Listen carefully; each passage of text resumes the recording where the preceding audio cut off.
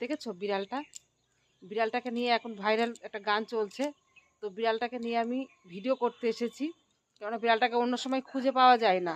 এই যখন আমরা খাবার বাসন মাজি তখনই ওকে খুঁজে পাওয়া যায়, কিংবা মাছ কাটি তখন ওকে খুঁজে পাওয়া যায়। তো ওই ভিডিওটা করতে এসে একটা জিনিস পেয়েছি। কি জিনিস পেয়েছি দেখবা? দেখতে থাকো।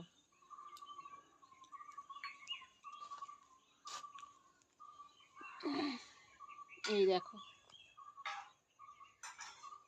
দেখতে পাচ্ছ?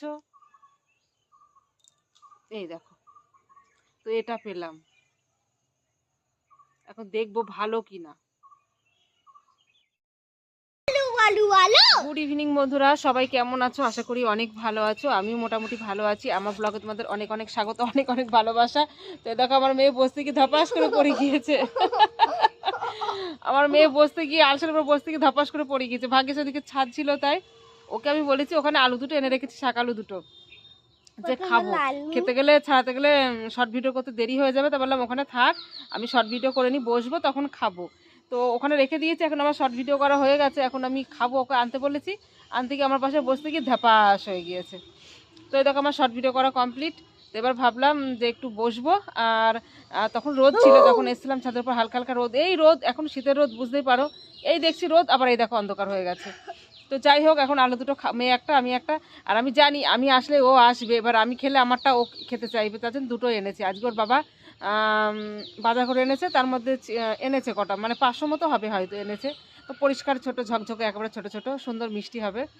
তোর বাবা আজকে বাজার করে দিয়ে চলে গিয়েছে ইয়েতে, হচ্ছে আমাদের পাশের বাড়ি, পাশের পাড়ায় একটা মরা মরেছে, নবদ্বীপ গেছে। তো এখন কি, এখন তো কোনো কাজ নেই, খাওয়া দাওয়া করে চলে এসেছি।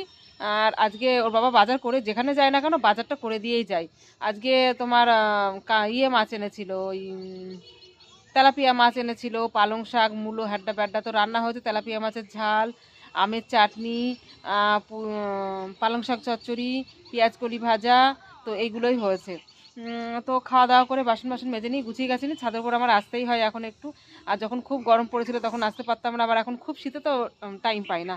তো যাই হোক, বেশি বকতে গেলে আলু দুটো খেতে খেতে আবার সন্ধে লেগে যাবে, সন্ধেবেলা আবার জল ভরা জিনিস খেতে নেই। তো খেতে থাকি, তোমাদের সঙ্গে আবার পরে গল্প করবো, ঠিক আছে?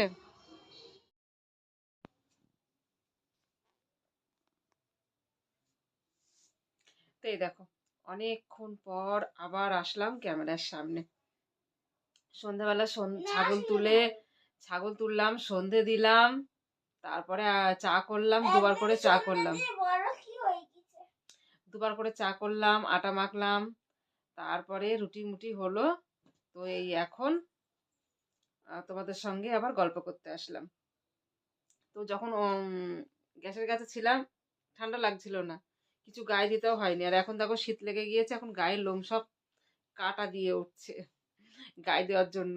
আর সব নোকের মধ্যে আটা মাটা ধুয়ে গেছে, জল দিয়ে ধুতেও কেমন একটা শীত শীত শীত শীত লাগছে, গায়ে জল ঠেকানোই যায় না। তো এখন ওই খাওয়া দাওয়া করবো। কালকে এতক্ষণ আমার মেয়েকে ঘুম পাড়িয়ে দিয়েছিলাম, আজকে আর ঘুম পাড়ানো হয়নি। কালকে তাড়াতাড়ি রুটিটা হয়ে গেছিলো, চা দিয়ে খাই ঘুম পাড়িয়ে দিয়েছিলাম।